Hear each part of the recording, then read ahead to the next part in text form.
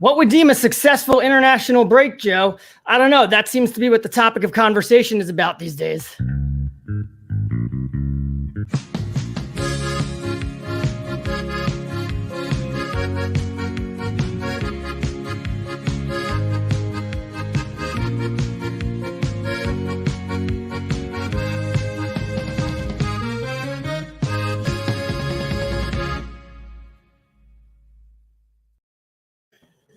Hello and welcome back to United Happy Hour, the show where we will be delivering more knockouts than it seems that United have suffered in the last sort of 2-3 years. Pauly, look, you asked me a question there. What would deem a successful international break? I think if England get second and a trophy, I think they've done quite well, to be fair. So, yeah. Oh, wait. Actually, no, they can't win a trophy because they're not actually going for one in this international break.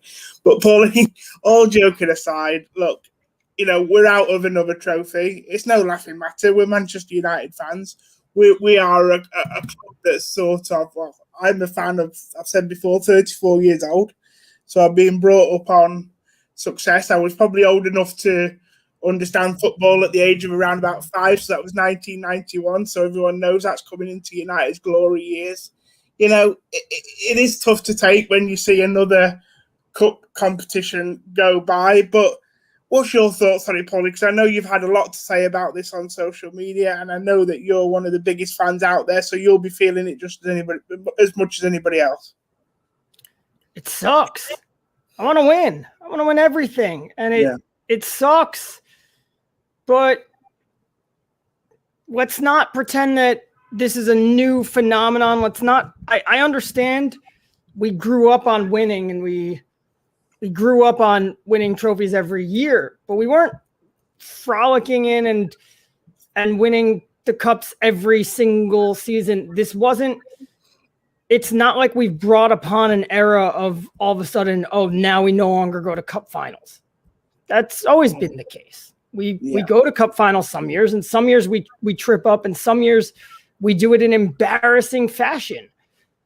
This was a game. This was a matter of a lot of things converging at the wrong time for us, and Leicester just straight up being phenomenal. They had a great game plan against us, which goes in the face of anybody who says we don't have a game plan. Well, if we don't have tactics and we don't have a game plan, how do you plan to play against that? But Leicester targeted us brilliantly because they did target us in one area where we don't have a plan, which is throw-ins. We're the worst godforsaken team on throw-ins. Our fan base laughs at Liverpool for hiring a throw-ins coach. Meanwhile, we can't throw the ball in, and Leicester exploited that. Yeah. Great point you make. Great point. I just want to say quickly, Paul, just inject. Look, we do want to hear from you guys tonight as well. Tell us what you think about the exit. Let us know what's important to you as a Manchester United fan, how much importance you place on trophies. But Paul, back to you. Carry on. Sorry. Yeah, I was just going to say they exploited us. Plan. We were put in a rough situation when you think about it. We had AC Milan on Thursday, which we had to plan for. We needed to go to the San Siro and get a win, and then you come home and you got to turn around for Sunday. You don't have a lot of time on the training ground. It's hard to put in a plan for Leicester, let alone it's hard to put in a plan when most of the guys that you're playing haven't been in training. They haven't been on the pitch together, and everything just came off. And on top of that, some players just had awful individual games, which happens. Every player is going to make mistakes. Every player is going to have a bad game. Ronaldo and Messi have bad games. Ronaldo and Messi make mistakes. What separates great players from not so great ones is Ronaldo and Messi have a bad game once every 50 games, and they make a mistake once every 10 games. And the players that level down, they have a bad game once every 35 games and make a mistake once every 8 games.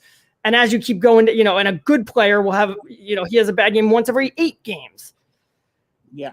So, yes, we had a bad game, but that's what Fred and Matic do. Every so often they have bad games because they're not great players. Yeah. It all converged on us. And Leicester were also just fantastic. They made us make mistakes, and I think that gets overlooked because everybody was just rushing to become hysterical. Yeah, well, which is always the case, isn't it, with this fan base? There's never, it's all or nothing, isn't it? But I just want to touch on something quickly, Paulie, that you sort of said at the start of all that, and this idea about the fixture schedule and, the amount of games that they've had. It felt to me like it was just one game too far. I think it just felt like, West Ham was a struggle the weekend before. Even Milan, they didn't play that great. They just had enough of, a bit of individual brilliance from Paul Pogba. And I saw this stat the other day. I think it was on the Football Masterclass, the one that Hayed us. So shout out to him and Rob. Since the 7th of March, I think Leicester City have played 2 games. In that time, Manchester United have played 5. So I think, I'm not making an excuse for it, but what I want to ask you is how much credence do you put on that, as a factor? A lot. Because it doesn't take a lot to look at this team and say they're tired. Yeah. And that's been an issue. Yeah. And everybody then chose to jump on it. Solskjaer did harp on it after the game. He said we were tired, the plane, the trip back, etc. Everybody wants to jump on that. You see this tweet. Yeah, he didn't make one sub in the game against West Ham. Well, guess what? We didn't. Who would you? We went over this last week. Who would you have brought in against West Ham? This is the thing. When Solskjaer wants to say that, everybody then wants to jump on him. And we could talk about subs all we want because everybody has this misconception about substitutions and that Solskjaer waits too long to make subs. The data slaps that in the face, as you see here on this chart. Like when we're behind, nobody makes subs quicker than Ollie this season. He does it at halftime. And the one time that we've been behind at halftime 5 times this year. He's made a sub at halftime 4 times. The one time he didn't, we tied it up right after halftime. And then we lost the game. But when scores are level, he's a bit more hesitant. That makes sense because when scores are level, it could go either way. You can't be too aggressive. You don't want to give up a winner. I looked at 478 games to get these numbers, and in 26% of the ones that ended in draws, the managers, Lampard, Arteta, Klopp, Rodgers, and Solati, Mourinho, they only made 2 changes, which just shows you all these managers in games that are level, they're not willing to get too aggressive because they're worried about a potential loss. So yes, Solskjaer only made 2 didn't make a change against West Ham. He only made 1 change against AC Milan, but you look at the team and you go, who would he have brought in? That's the crux of the matter. Is we knew we were tired at the end of January, and we said, well, the Europa League will get us a chance to give minutes and spread them around to Daniel James and Juan Mata and Donny van de Beek. And Paul Pogba got hurt right at the end of January. Yeah. And we were like, okay, well, now we get the Europa League. We can work Donny van de Beek in there. And as soon as we're ready to travel to face Real Sociedad, Cavani's out, Mata's out, Donny van de Beek's out. Everybody's out. Then all of a sudden, we don't even have backups. Yeah, no, exactly. I agree with the point. And I just want to get this in because you'll be really proud of me, Paul. In that article that you wrote about the substitutions, I read it all. I implore anyone who's listening to go and read it. Brilliant article. It's exhausting. You make sure you got plenty of time because it's quite a long article, but well worth the read. Some great points in there. Head over to Paulie's Twitter page or obviously subscribe to Kwest Thoughts. It's all on your usual platforms. Paulie, I know you've got so much to say in regards to what's on social media, and we'll get there in just a second. But I just want to put this up because someone said here, Freddie's limited as a player, so when he's poor, he's atrocious and overcompensates by running. Now, the reason I want to bring this up, Paul, is because the second part of your introduction, you talked about what a fantastic job Leicester City did tactically against Manchester United. But what they did in essence was they just pressed that midfield pivot that United use in Fred and Matic. They just didn't really well. And for me, yes, good tactics. It wins you the game. But it's not rocket science, is it, Paulie? We know, we've said for a long time that this double pivot ain't great on the ball. Obviously, a little bit better with Matic in there. But like you said earlier, Matic picked today to have a day off. And, it was quite a simple tactic that Rodgers used, but a really effective one, I think, wasn't it? Yes, very much so. And look, we're not breaking any news when we say that the Fred Matic pivot isn't exactly great. They weren't great last year. And I pointed this out, was we really weren't good when Bruno arrived. When it was Fred, Matic, Bruno, and Martial, James, and sometimes Greenwood up front, we were great against Watford. Great. They were, 19th? We were lucky to escape with a draw against Wolves. That Chelsea match we were not good in, and it could have gone either way. We were good in that. We scored on a set piece against City and held on, and then scored on an empty net goal. We were run off the pitch by Everton. We were not that great during that stretch, but everybody just wanted to be, oh, Bruno's savior, and we're amazing now. And it was, but we're pulling these out of our ass a bit. It wasn't a shock that Matic and Fred and McTominay, Matic and McTominay, there's something lacking in that midfield. It's not breaking news to anybody. No. And it was so every time this happens, because they do play this boring game against West Ham and in the FA Cup and again in the Premier League and then against Milan, when you don't have any midfielders that can push the ball forward, how are you expecting anything differently? Now, maybe you could have expected something different because Paul Pogba is back and Donny van de Beek is back, but Donny van de Beek's a whole different story. They said that there's a whole formation change just to sort of accommodate Donny, but that's another story for another time. We've got a lot to get through, Paulie. This time at the end, we'll go back to that. Yeah, well, I don't think it was just to accommodate Donny, but I think this is part of what happened on Sunday is Solskjaer basically picked 11 names. He said, you need to play. You need to play. I said this on Twitter yesterday. I said, in a way, Solskjaer threw the game.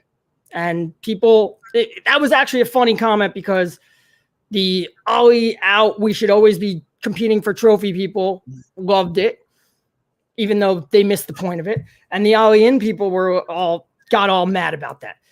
Here's why he threw the game. He didn't go out there and say, let's lose on purpose. He didn't go out there and tell Fred, have the worst game I've ever seen you play. He picked this. He did not manage this game that the priority was to win. He picked 11 players because you need to play. Pogba, we got to get you match fit. Donny van de Beek, you're back. You need to get match fit. Marcus Rashford, you can't play. Bruno, you need to rest. Martial, you're back. You got to play. Dan James needs to rest. Dan James was great a month ago. Not so great now. Same reason that he stopped being great last year. He's playing too much. He's tired. So he picked 11 names and then he said, I got to put you guys into a formation. How do I do that? Martial is at his best in a 4-2-3-1 when he's got wingers, when he can drop into space and the wingers can run behind him. Well, Pogba and Greenwood aren't those wingers. And Fred and Matic can't really pass the ball forward. You run into the same problem as when you have Fred, Matic, and Bruno. It's going to be stale. It's going to be boring. So let's change that up. Well, Pogba's really good on the left of a three. Van de Beek is good in these situations. So we go, I'm going to play the diamond. But the diamond doesn't really work with Martial and Greenwood either. But the diamond also doesn't work when I can't believe I don't have this. Oh, here we are. The diamond doesn't work when Donny van de Beek isn't going to hold his position. And you look at the average positions that we had against Leicester. Now, Fred is kind of on top of Matic in the middle there because when Matic came off, Fred moved to the left. So that pushed his app. I drew in a red dot as to be where Fred actually was when Matic was on the pitch. And you could see there's kind of a diamond there, except Donny van de Beek is nowhere to be found. And this is it with Donny. Everybody wants to make excuses with him, but I'm tired of this. Is no longer a let's give him the benefit of the doubt situation because here he is in a 4-2-3-1 against West Ham in the FA Cup. He's nowhere near where he's supposed to be. He's way too deep. We've seen when he played against Southampton and against West Brom, his idea of playing in the pivot is playing next to the number 9. You'll see it here against Southampton. So this is no longer a Donny. Look, I refuse to believe that Solskjaer, who actually organizes his team very well, is just giving Donny van de Beek better or different instructions than everybody else and just saying, go do what you want to do. Van de Beek is either... We know how reliable Solskjaer is on people holding their positions within the system, Paulie. You know, it's a whole reason, you could argue it's the whole reason United get clean sheets is because, you know, they have a very disciplined midfield pivot who keep a position that allow them to protect the back four that would leak goals otherwise. Yeah, so he's either ignoring the coach's instructions or he's just not listening and he's not getting it. No. But he was just off to the right this entire match against Leicester. When he was on the pitch, he took 33 touches, which is pathetic. He took 6% of United's touches as the number 10. Bruno averages almost 12%. Donny took 6. So he failed to get himself into the game, which just ruined everything. Everything was disjointed. You have Alex Tellez, who's whipping in crosses to two strikers who don't get on the end of crosses. Everything was disjointed. But most importantly, where Solskjaer comes in here is, look, he could have played Pogba in the pivot, but then who's playing on the left wing? You don't have Rashford. Martial's not a winger. Amad Diallo, he has made it abundantly clear, isn't ready to play. That's really where everybody is upset and angry, is because Diallo's not playing. And everybody who has FIFA can plug it in and put Diallo in and be like, look, he's fine. He's really fast. He's really good. He's fun to play with. Why isn't he playing? He's clearly not ready. Yeah. So it had to be Pogba on the wing. It had to be because of the fact that he took 11 names and he said, I have to put a formation in. And then in the 63rd minute, it was a quadruple sub, but not a tactical quadruple sub. This was, well, Pogba, you played, and we know you're not fit enough to play more than an hour. Donny, you're not fit enough to play more than an hour. So you guys have to come off. Luke Shaw comes on. Cavani comes on. So now your buildup is still all whack because Cavani doesn't contribute to that. It was misfit puzzle pieces at the beginning, and then misfit puzzle pieces coming on because it was simply you guys played the allotted amount of minutes. If you wanted to actually win that game, Pogba would have been on the bench, and you bring him on at halftime. Yeah, no, absolutely spot on, Paul. Look, I'm just going to finish off by saying my piece quickly before we move on to what's on social media. For me, the criticism around the Pogba and Donny substitutions, you've got to remember they've just been out. If Ollie would have played Pogba for 90 minutes to try and win that game, and then he would have missed another 6 weeks subsequently, he would have been absolutely berated on social media. But I agree with you, Paul. It was the kind of team where if I'd have been in the dressing room and Ollie's reading this out to the rest of the players, I'd have looked out the corner of my eye and been, well, it's your funeral. Because it really was that kind of team that would make you be like, look at it and be like, well, you know, it's on you, mate, to be honest. I agree why you did it, but at the end of the day, you know what you're going to get when you put 11 players out, I think, on the pitch, the 11 that he did the other day. But, Paulie, like I say, we've got so much to get through. And social media has been absolutely exploding over the last few days. So let's go to the segment, What's on Social Media?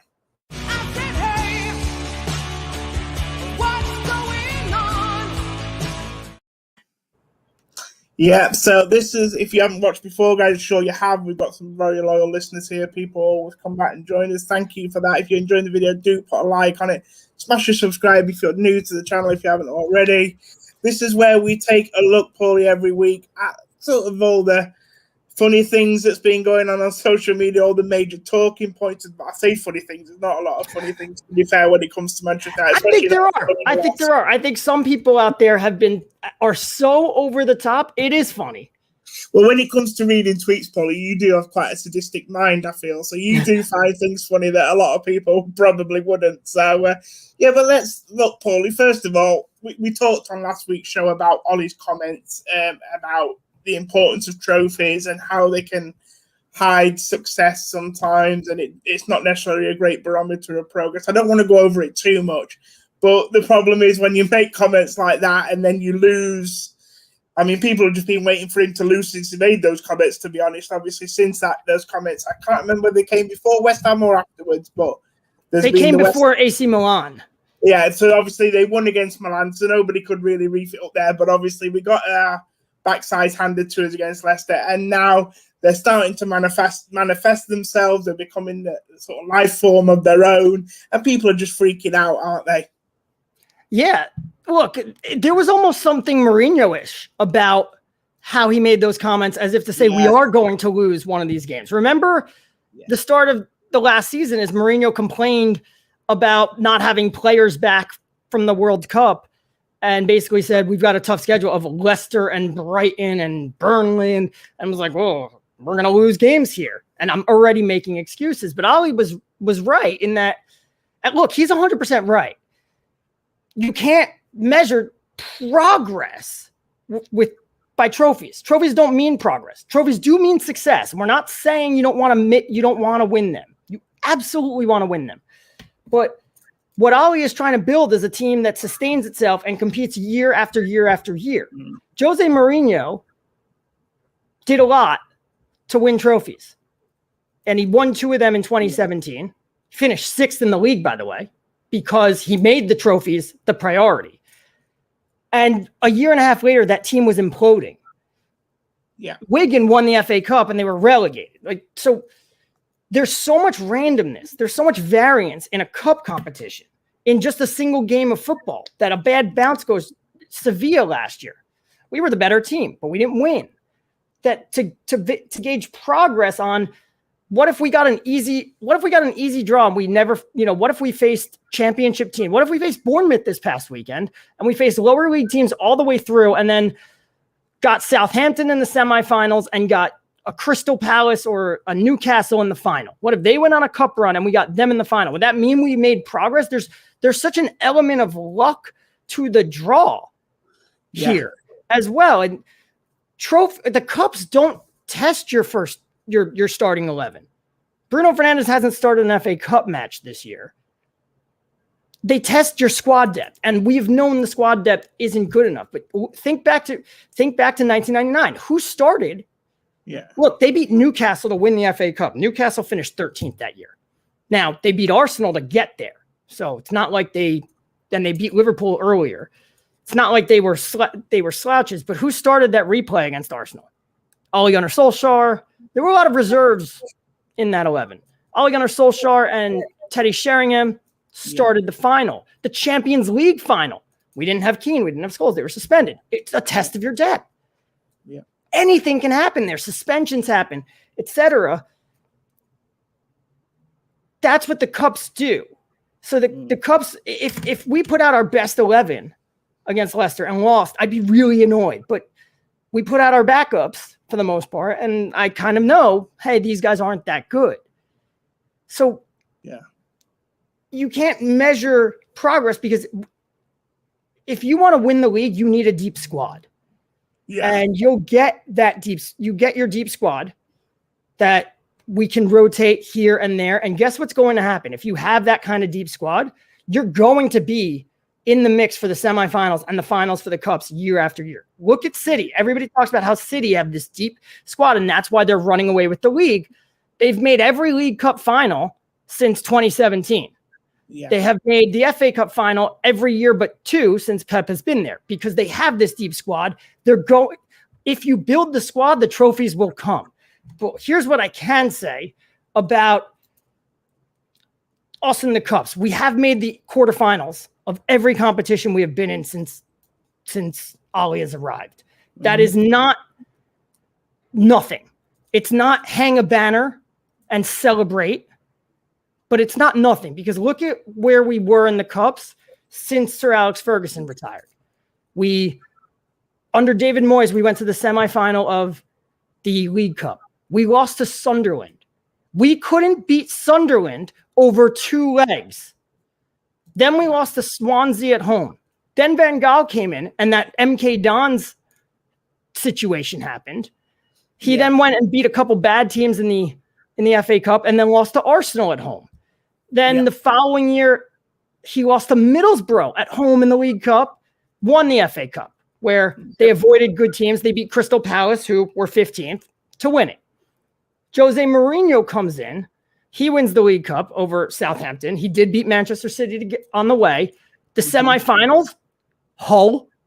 We got to play Hull over 2 legs. And I was at both of those legs, and they were lucky to come through that semi-final, I tell you. And we lost to Chelsea in the FA Cup. Okay. A year later, we were in the League Cup. We lost to Bristol City. We went to the final of the FA Cup. We lost to Chelsea. The following year, we lost to Derby County at home. Okay, so since Ollie has come in, we lost to Wolves away. Wolves finished 7th. We finished 6th. So they're 1 place behind us, and we lost away. That's basically a toss-up. Following year in the League Cup, we lost over 2 legs in a game where we were decimated by injuries in the first leg, but we lost to Manchester City, who finished 1 place above us. Then in the FA Cup, we lost to Chelsea at a neutral venue. They finished 1 place below us. And this year, we lost to Manchester City, who are 1 place above us. And we have lost now to Leicester, who are currently 1 place below us. We aren't getting embarrassed anymore. He has cut that out. Yeah. We are beating the teams that we can beat. And when we're playing teams that are right up against us, and we got to turn and go, hey, where are our backups? Look, I saw on Twitter people trying to turn this around on Ollie, and obviously they're turning this around on Ollie, and they're yelling and everything. And one guy, as he was doing that, take a look at what he tweeted. As he's blaming Ollie, he sends this. So, yeah, obviously, the tweet that you had come in, Paulie, I just want to say we will be looking at quite a few tweets today, guys, because Paulie has received some interesting ones in the last few days.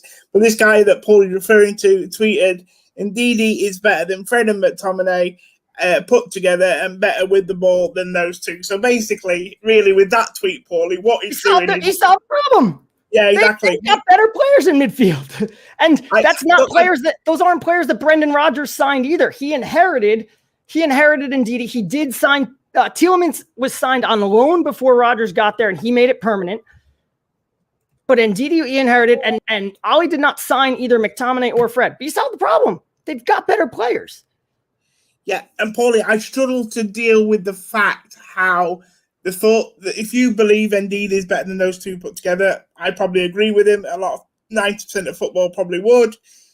I fail to understand how that can be a slight on Ole Gunnar Solskjaer, though, because at the end of the day, I've said before, Paulie, I defy any coach to come in and make McTominay a better progressive midfielder and Fred. They are what they are, and it's going to take a lot of time to change them. It took Solskjaer a lot of time just to get Fred in a position where he could play a game for Manchester United. I mean, Fred was on the floor by the time Ollie came to United, let alone thinking about what qualities he had. We just needed to get his confidence in a place where he could even play 90 minutes. So I think, if someone's going to come in and make McTominay and Fred better players, I'm all for it. I'll bring them in tomorrow. But it's such a difficult job, Paulie, because where you're starting from is so much different to where you're starting from with an Ndidi. And unfortunately, we know Solskjaer's had more of a role in recruitment recently in the last couple of years. But at the end of the day, he can't bring in players on his own. Obviously, he has to work with what he's got, and that is what he's got.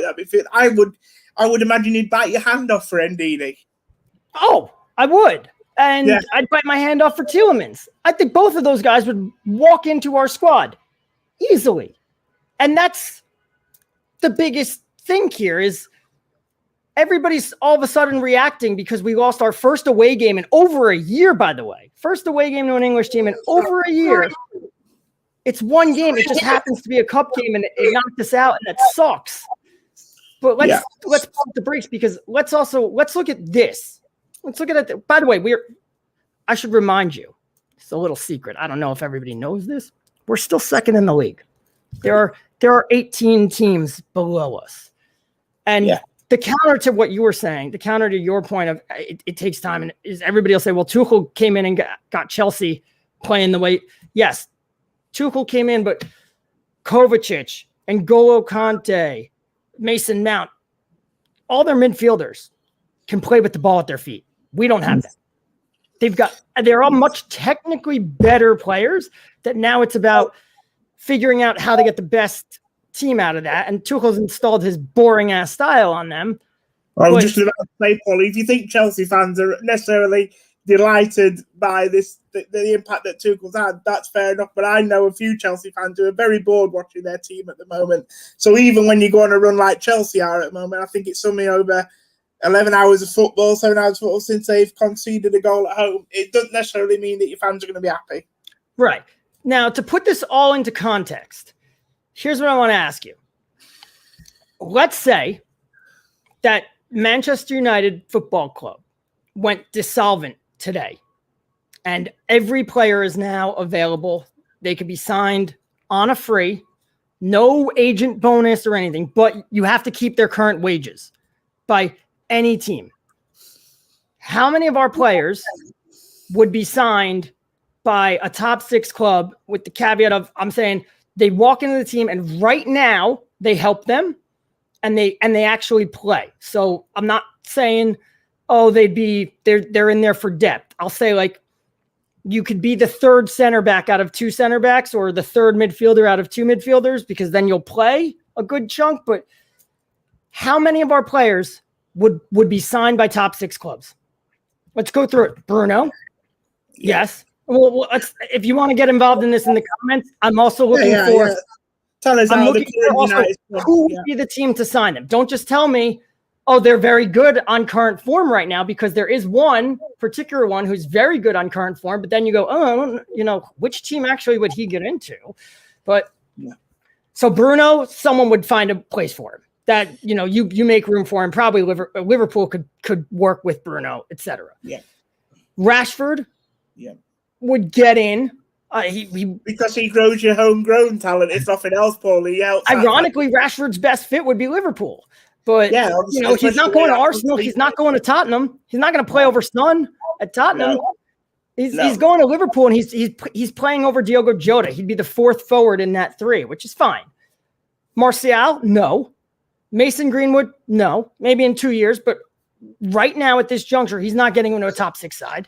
They would loan him out. Dan James, obviously, no. Cavani, no. We know that because nobody even tried to sign him.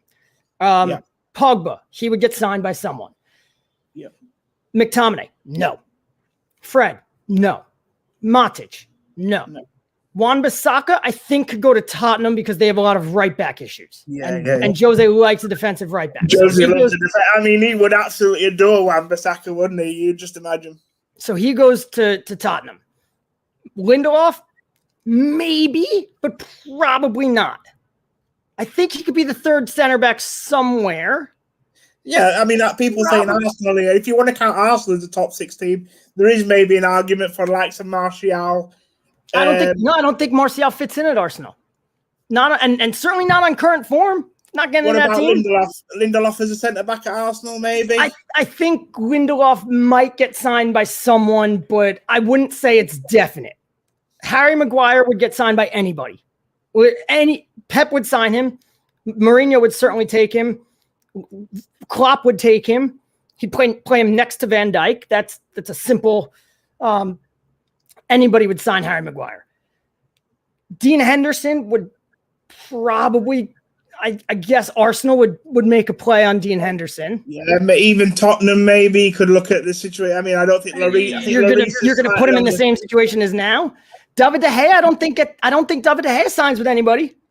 No, not in England. I don't think Arsenal's not taking him on those wages, and nor on current form. And then you get to Alex Tellez, no, because this is the interesting one. Luke Shaw. The answer, if you look at current form, is absolutely. But then you go, where does he go? Sergio Reguilon's at Tottenham. He's doing great. Arsenal's got Saka and Tierney. They're not taking a left back. Yeah. Liverpool's got Andy Robertson, so he's not getting into that team. Chelsea's got Ben Chilwell, not getting in there. Where's it? Man City need a left back, don't they? I think he would go to City. Because he's a very he'd fit very well into Pep's team. Okay. I'm not. Yeah, I just wonder if there's a lot of aspects about being a fullback in a Pep team. But what is interesting, Paulie, when you go through all those and we talk about top 6 teams, how many get into Man City? I mean, there's a top 6, and then there's Man City who are in an absolute different stratosphere. And even Liverpool. Let's put Liverpool in. I know they're having a poor season, Paulie. But if you think of Liverpool last season. And even in some of their positions now, on their day, you wouldn't say they're any better than that. Just talking about Arsenal, though, I think you can make a point from McTominay, Fred, and Matic getting in their team, to be fair, Paulie. So I don't think you can count Arsenal. I don't think they would. I don't think they'd go to that. This comment from Ritwick, Lindelof would do well in a Tuchel system, as a fair point. So maybe, and Chelsea do need some center backs. So let's count that up. We got Bruno, Pogba, Rashford, Wan-Bissaka, Maguire, Shaw, Henderson, maybe Lindelof. So that's 7, maybe 8 players. That's not even a full 11. And then you're worried about the squad depth. Think about all the players that you would take from the top 6 and Leicester. Tielemans, Ndidi, Jordan Henderson walks into this team. All of City walks into this team, basically. Mateo Kovacic would walk into this United team. Christian Pulisic would walk into United. Kai Havertz would walk into this United. Kai Havertz would solve so many problems for United. He'd just be he's the next version of Harry Kane, and it'll just take him a few years to get there. But there's so many players. So you think about 7 players that we have, maybe 8, get into top 6 sides, and yet we have made it to every quarterfinal, and only 2 teams have more points since Ali took over than us, despite the fact that most of our players aren't actually good enough to play in the top 6. You can argue there he's overachieving with this team, and he still is, because, all right, he finished 3rd last year, but this year he's getting nothing out of his strikers, and he's still 2nd. Yeah, no, I know what you mean, Pauly. Before we move on, Lucas, if you're still watching, mate, do clarify this for me, because I want to know whether where's he going? Where's he going?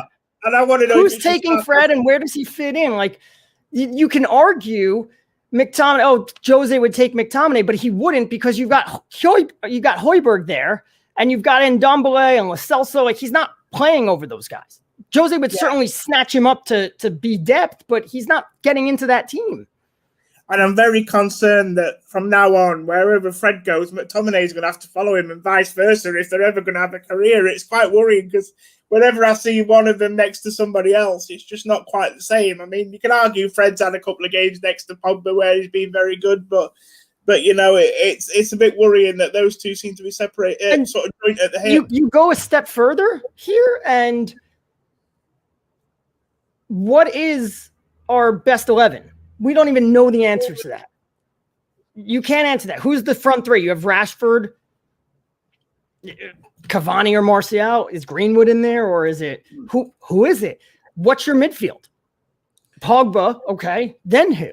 Everybody has always said, if you want to win titles, McTominay, Fred, Dan James, they can't be more than squad players. Right now, if we're naming our best 11, McTominay starting next to Paul Pogba in midfield. So right there, your team just isn't good enough, and yet we're 2nd in the league. We are in the quarterfinals of the Europa League. We are in the we made the quarterfinal of the FA Cup, where we got knocked out by the team right below us. Again, not like we lost at home to Bournemouth. Yeah, we had to go away. He is completely overachieving with this team, and when he then said, okay, look at what I did with this team. Time to get me some more pieces, because we wanted to see, can Rashford and Martial be the number 1 striker? And they really couldn't. Neither one of them really got to being that consistent last season. Yeah. They hit 17 goals in the league each. Rashford, 11 non-penalty goals. You need a talisman there. Neither one of them are that. And the board gave Ali no one. And yet here he is improving on that. Pauly, I'm just picturing the day when Fred leaves United and he turns up for a medical at his new club, and he's accompanied by Scott McTominay, and everyone's like, "What's going on here, guys?" It's like, "Well, we come in the package, you know what I mean? You don't get Scott." But I'll just read out Lokesh's reply. The reason I want to read this out, Pauly, I'm not going to go off track here. I want to give you some time to get some tweets up, maybe that you want to get up. I'm not sure what you want to talk about next. But Lokesh has said here, he just has a soft spot, guys, and he was 50 million. And I've got to be honest with you, it does seem in this crazy world of Twitter that you cannot no longer have favourite players, Pauly, because as soon as you nail your colours to a mast, everyone seems to make a point of having to bring players down. And I think that's really nice from Lokesh. You can see that obviously Fred is a player that has struggled at United, over the years he's been here. He's going through a rough patch of form at the moment. But what's wrong with still actually liking a player, Pauly, and just... that it's really got. That's one of the sad parts of football that I think I've noticed since I've started doing shows and taking more notice of Twitter. It's almost as if people are dashed for having their favourite players. If you like a player, you like a player. Just because he's not playing well doesn't mean you should be shot down for it, should you? Yeah, and I've been one of Fred's biggest defenders. I love the guy. Yeah. I've defended him countless times. You can't defend him after Sunday. That was awful. No, but I've defended him in plenty of other situations. And people have responded to me and been, no, he's crap. He can't do this, he can't do that. He's one of the worst players I've ever seen. Okay. Well, if you were right about that and he turned out to be as bad as you said, which basically happened on Sunday, why are you surprised? Why are you surprised by that? That's what I don't get, is there's the reaction of all these people who I know have said Fred is absolute crap. Well, when he plays like crap, why are you surprised? And why are you surprised if we lost because he plays like crap? Why is that Ollie's fault? Suddenly, everybody just wants to turn their attention on something, and you can fire your manager in March. You can't sign new players. So that's where the virtue all goes. And I still, they're bending over backwards to find different reasons to hate him. They're harping on the substitution thing now. And I find it interesting that the media, not the television media with his friends, Keane and Neville and Scholes, who aren't going to say a bad thing about him because they're his friends, but the print media, which really has not ever once hesitated to criticize him. Whenever there's something there, whether it's low-hanging fruit, whether it's valid or not one football person ever said, why didn't he make subs against West Ham and AC Milan? No one questioned that, because every single person who's a football person understood exactly what he was doing and looked at that bench and said, yeah, who are you bringing on?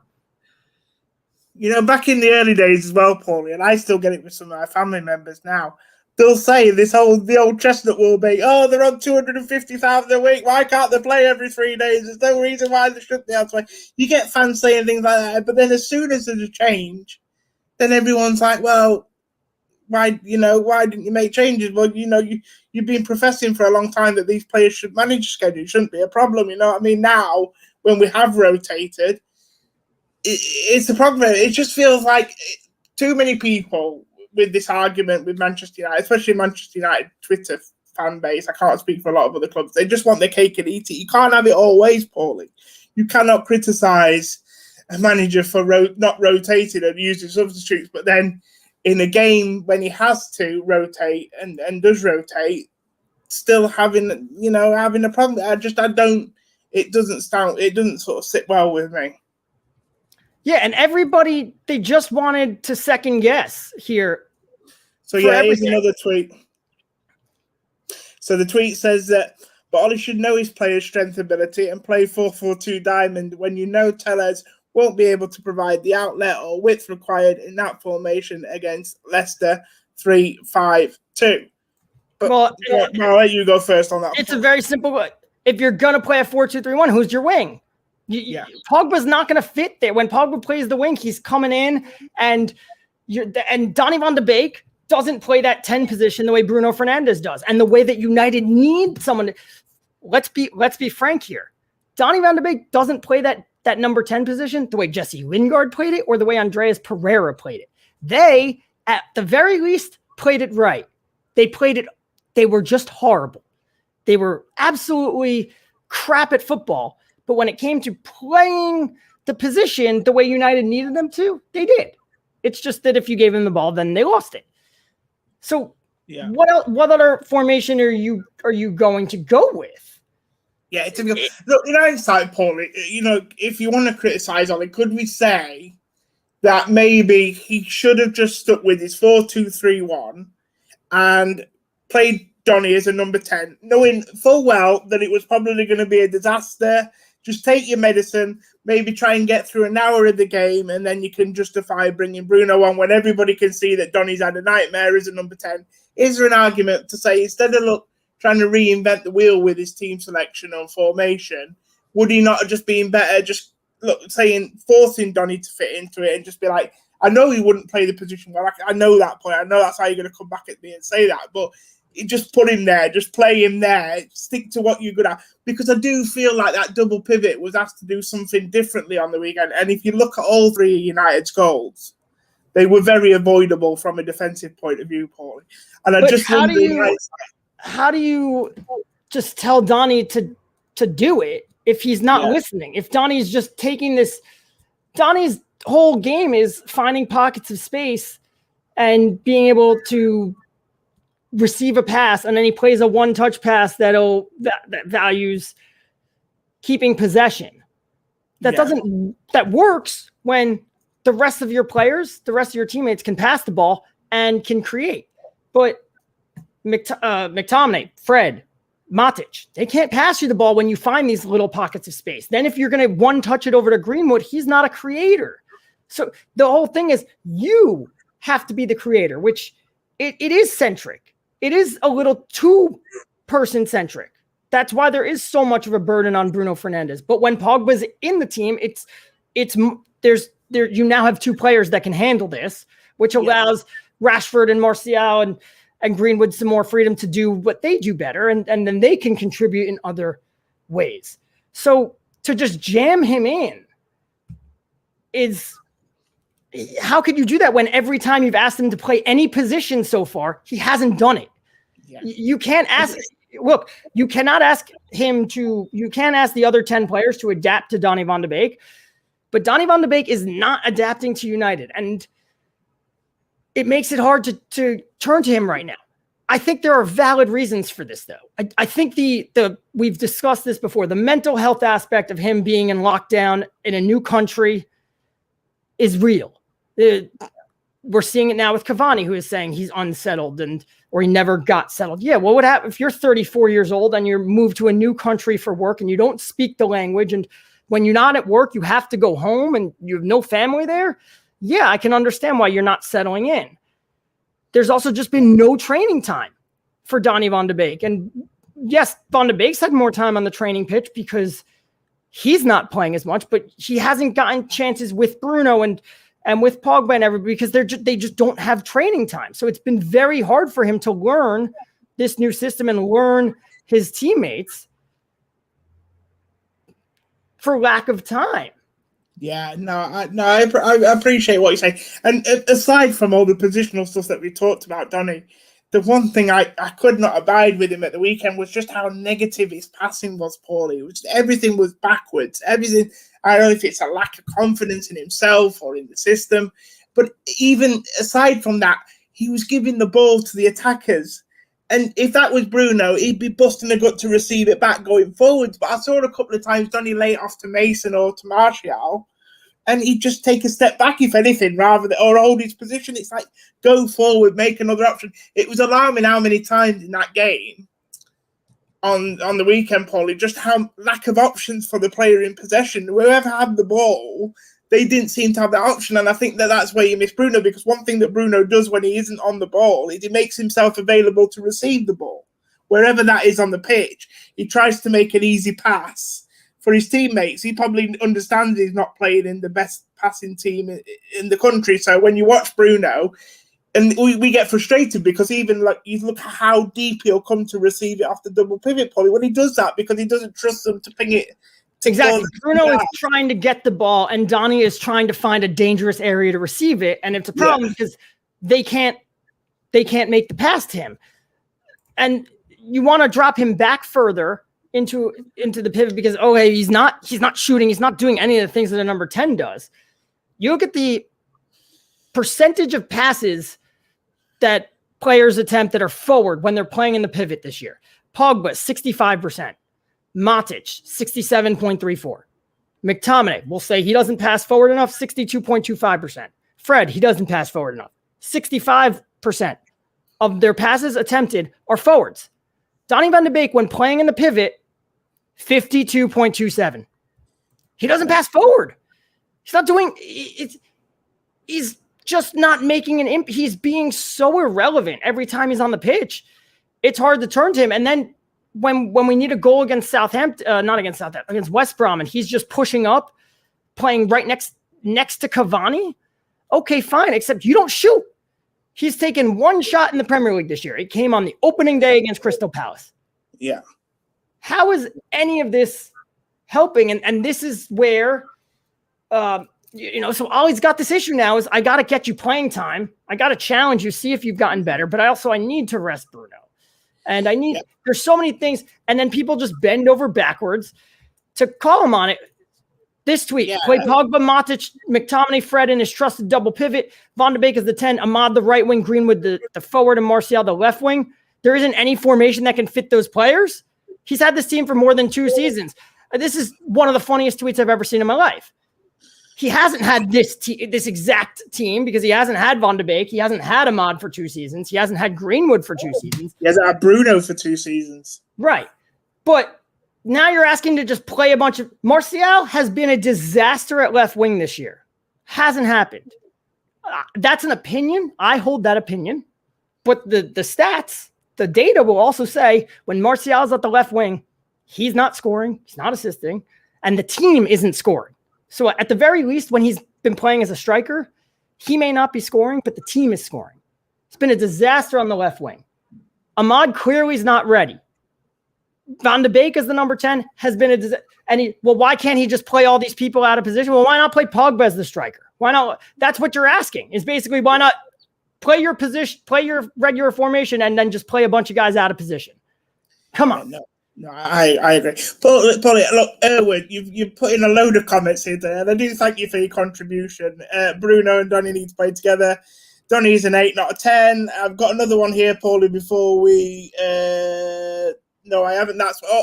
you also said earlier in the comments that Van de Beek is a box-to-box midfielder. Now, Erwin, look, like I say, I do appreciate your comments and do keep them coming in, but I don't know where you're seeing this, mate. I don't know where you're seeing this idea that Donny can be a box-to-box midfielder in a league like the Premier League. He's not good enough in both boxes to start with, in my opinion. Like Paulie said there, he's had 1 shot, and that was in a game when we were down against Kwestel at home, right at the beginning of the season. He's not physically strong enough to mark back in his own box and do a job, I don't think, defensively. So I don't know where you're getting this idea that he's a box-to-box midfielder. And to suggest that he's not a number 10, based on what we've seen in his whole career, it's unfathomable, because actually this is where he did play. He was known for making late runs into box, third man running, second man, whatever you want to say, scoring goals from that number 10 position. We've always made the point when on shows over here where number 10 in England is a lot different to number 10 in Holland, where you dominate possession.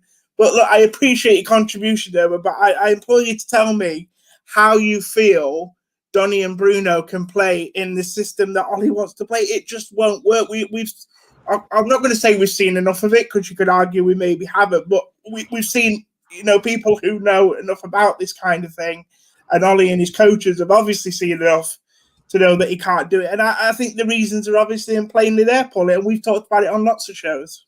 Yeah, and I think there was the plan of let's try and play a diamond this season if we could, but we tried against Arsenal with Fred and McTominay on the sides and Pogba and then Bruno, and that didn't work because Fred and McTominay were too flat. So, okay, you can't use that as the base. And we tried with Matic and Van de Beek and Fred and Bruno against Southampton, and by the second half we had changed it. And we also just don't have the strikers for it. That we basically abandoned it because it was clear it wasn't working. But this comment from Ritwick, and the comments today have been great. Thank you so much for them. I haven't seen as many of them because my eyes have been everywhere, but I have noticed that there's been great comments. Is we did beat Leipzig in a dime with the exact same team in which RB Leipzig never looked like scoring. 100% right. We did. A little bit of a false situation, though. We only created 1 scoring chance in the first 60 minutes of that match, and Mason Greenwood put it away. This game against Leicester, we made bad mistakes. Yeah. It didn't so much look like we were being overrun because of our formation. It looked like our formation was preventing us from attacking, which, by the way, against Leipzig it did, against Southampton it did, against Arsenal it did. That's never been new. Martial and Greenwood are not split strikers, and Van de Beek can't play at the top of that diamond, and he was bad again in that Leipzig game too. Yeah. So they never looked like scoring. We took advantage of our 1 chance, and then we brought on Bruno and Rashford and blew that game open. Yeah. But the difference was here is we made bad mistakes. Yeah. No, I agree, Pauly. And look, just before we wrap up, people have suggested that obviously Ollie doesn't rotate enough. The players are tired. Look, we've seen him make changes this season, Pauly, and they haven't worked. The Ollie doesn't rotate enough argument holds no weight because in November and December, when we were going 1-0 down to West Ham, look at the starting 11 in that West Ham game. Pogba, McTominay, Van de Beek started at the number 10. Martial, Southampton the same. And we went down and that first half was a disaster. And Southampton, Van de Beek started against in that first half. We conceded 2 goals from crap set pieces. So we shouldn't have really been down 2-0, but we didn't go forward at all. He was rotating that whole period.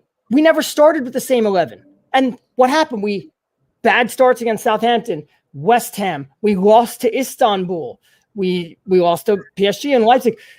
He was rotating constantly, and we were saving points off the bench because we were rotating. And then he said, this isn't working. That was what everybody was complaining. We don't have a starting 11, and it's not working. So he settled on McTominay, Fred with Pogba off on the wing. And then next game it'll be Matic and Pogba, and someone else will come in on the wing. And basically alternated that. And occasionally Cavani would come in, and maybe there was a change between Tellez and Shaw, but he basically had 7 of the positions settled.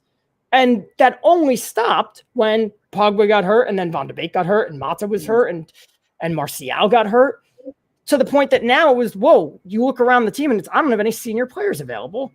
I got to play the same guys week in, week out, because Lord knows God forbid, if I lose a cup to a good team in Spain or a good team in Italy, the fan base is going to be up my ass about it. Yeah. No. Look, Pauly made some fantastic points. Guys, I hope if you watch today and you're still a bit hungover from the game, I've got to be honest, I am as well. We never like to lose, and it did feel like it was sort of a poor loss. I hope that today has sort of kind of brought a smile to your head, or if it hasn't even brought a smile to your face, maybe it's giving you some reasoning, it's giving you some food for thought. That's what we always hope to do on this show. Pauly, well, first of all, I'm not sure if we're back on Thursday night. I'll have to speak to the boss. Well, the boss is here, so I can ask the boss. Are we back on Thursday night, Pauly? We'll see. We'll see. Well, you guys all follow the tease. You guys follow Pauly, so watch your space. It is international break, guys, so some of us are, take this time to obviously fulfill other commitments and do other things, and hopefully, if we get a chance to do these shows, then we'll always be with you guys, that. But thanks as always for joining us. Like I say, do smash a like on the video, subscribe to Quest Thoughts, go and check Pauly's articles out. Seem to be writing a lot at the moment. Pauly seems to be very busy. Yeah. So, just how it is. Thank you. Thank you to you as well, obviously, mate, for joining me. And we'll see you either on Thursday or next week for the next United Happy Hour. Until then, guys, take care. See you soon.